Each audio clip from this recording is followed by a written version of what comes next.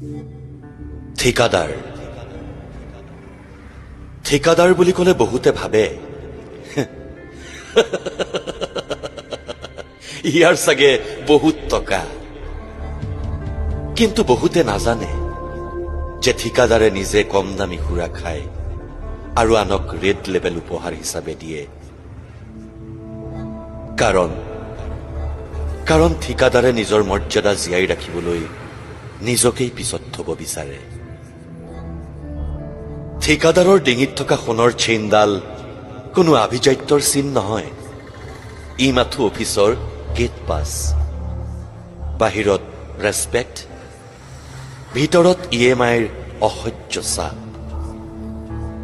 2-3খন বিল মাহৰ পিছত মাহ ফচি থকাৰ পিছতো নতুন টেণ্ডাৰ ওলালেই সেইটো পোৱাৰ আশাত ঠিকাদাৰে আকৌ মাথা মৰাত কেতিয়াও কৃপণালি নকৰে। কাৰণ আশাই ঠিকাদাৰৰ একমাত্ৰ মূলধন।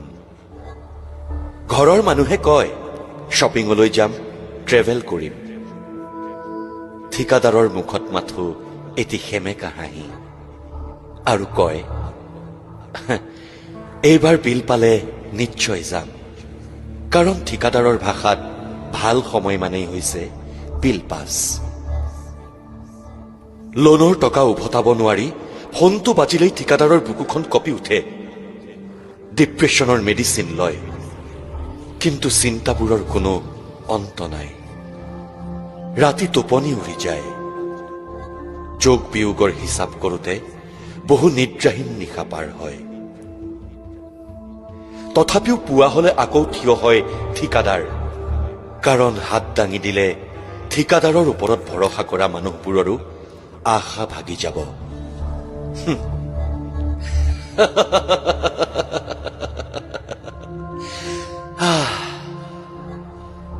ঠিকাদাৰ হোৱাটো কেৱল পেচা নহয়, এইটো এটা নীৰৱ ধৈৰ্যৰ যুদ্ধ।